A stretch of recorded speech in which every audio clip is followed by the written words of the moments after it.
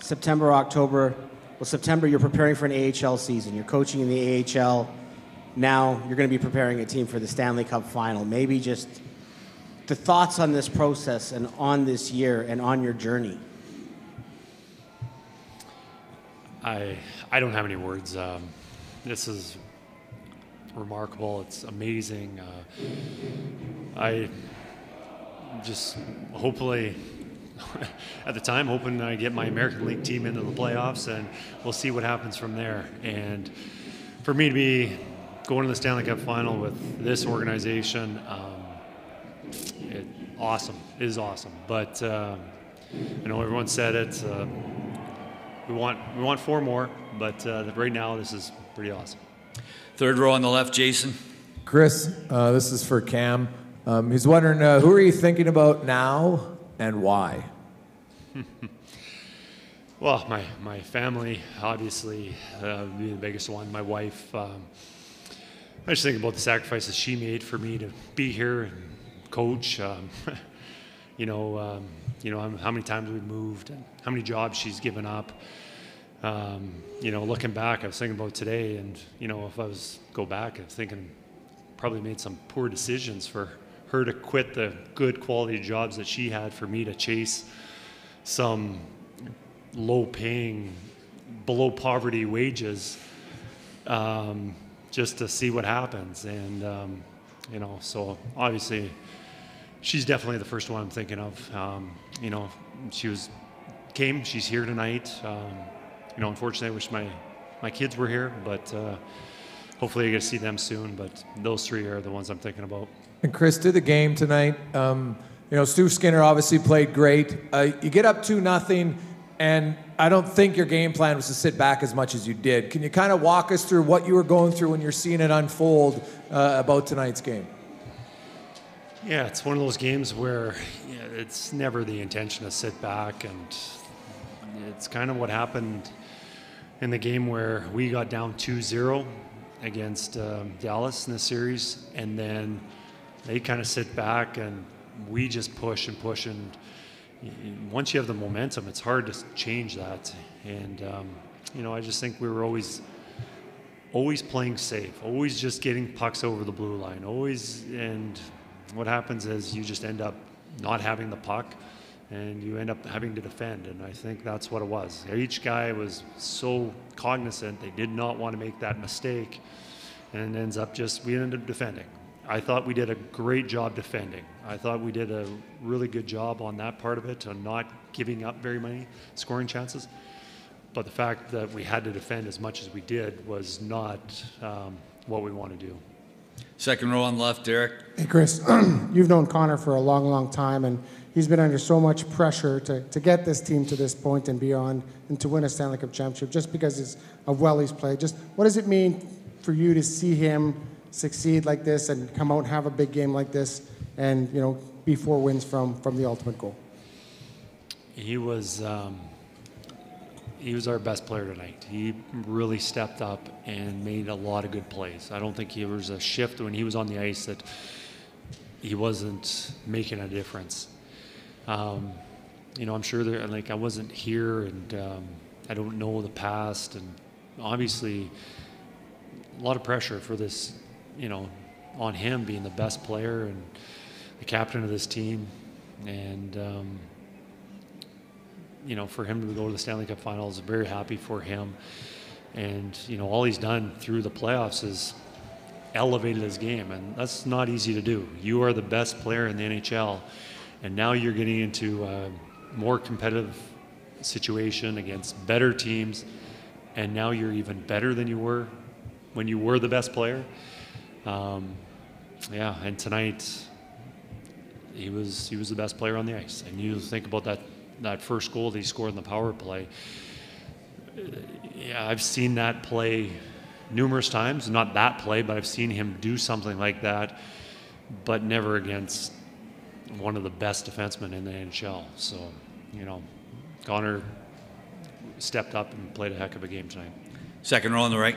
You over here, Chris. You had a reaction to the fans out there when you sat down. What's it like to be able to do this in front of the hometown crowd, in front of all this support? I love it. I'm glad that we were able to do this in Game 6 at home in front of these fans. The support, the energy, the excitement. I don't think I haven't experienced it. We're in an NHL market, and it's, I lived here a long time ago when I was, attended the University of Alberta. And, you start to get drawn in. You feel the excitement with everyone getting revved up about the playoffs and how the team is doing. And, I became a little bit of an Oiler fan when I lived here just because of that passion around the community. And now when I'm part of the organization and I'm living it, it feels so much more. And, it's nice to see that everyone enjoyed themselves and got to see a good hockey game, and going to get to watch some more hockey, which is really nice. Front row left, Bob. Chris, you outscored Dallas 5-0 special teams in this series. Second series in which you didn't give up a goal when you were shorthanded. Just a thought on, and Skinner was terrific, yes, but that group collectively overall and the contributions you got from them. Yeah, I look back and where that all started on the penalty kill. The penalty kill when I got here was struggling, and I'm not taking any credit on this penalty kill. It's not my responsibility. It's Mark Stewart, who's done a tremendous job on that. The only thing I'll take credit for was giving him that responsibility to do the penalty kill. And I've said this before, I wasn't sure. I didn't know Mark, and he'd never run the penalty kill. And I didn't know him as a coach. I knew he's fairly green and hadn't been doing this very long, but there wasn't many options, and we gave him that responsibility, and he has done a fabulous job with it. And I don't think we'd be here today if our penalty kill hadn't been as strong as it had been through all the series. Front left, Mike. Chris, just a couple quick things. First of all, you worked with Connor when he was a teenager that was younger than everybody else in the OHL. I mean, does he still astonish you sometimes, even as a coach, where you're sitting there looking at him do something going like, wow, I never expected that? And the second part of my question would be, you're from a town of like 300 in rural Saskatchewan. What's the journey been like when you look out the window and see all those people and think about where you've come from? There might be more people out there than live in your town where you grew up. There is definitely more people on this street than in my town.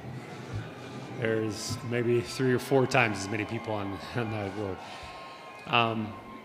I am very proud of where I came from. There was at the end of the season, one of the last weekends when we were playing Arizona, there was a bus trip from people from my hometown that came, and I got to see them and I got to address them here in this room. And it was nice for them to come and give me the support. And I'm very proud of that. And it's nice. It's a great feeling to be here right now where I am. And when I was a kid, thinking about getting to the NHL and having the opportunity to play, win a Stanley Cup, I thought about, always wanting to do it as a player, and then eventually you realize you're not going to be able to compete as a player, and maybe you can do it as a coach, and now we get this opportunity. Fort. Connor still does astonish me. I think that he won't be able to do it, but tonight, with that play he made tonight, he astonished me again. Fourth row left, Daniel. Chris, just 9 shifts and 4:39 for Vander Kane. Any update on him? Yeah, it's obviously it was injury related, and fortunately we've got this week before we play on Saturday, and we're optimistic that he'll be playing on Saturday. Another thing is, just Connor said this was always part of the plan getting to this point, and everyone has seen this team build and build. But when you got here, you talked about things were not looking very good. Did you sense that there was just so much kind of built up and so much kind of weighing on them early in the year that you kind of had to dig out from under a little bit? Well, I knew there was a really good team here. There's good players. and things were gonna sort themselves out, and how they were gonna sort out, we weren't sure how well. We weren't anticipating 8-game and 16-game winning streaks, but definitely a team that was going to rebound and get into the playoffs and have a strong push in the playoffs. Absolutely, that was the plan.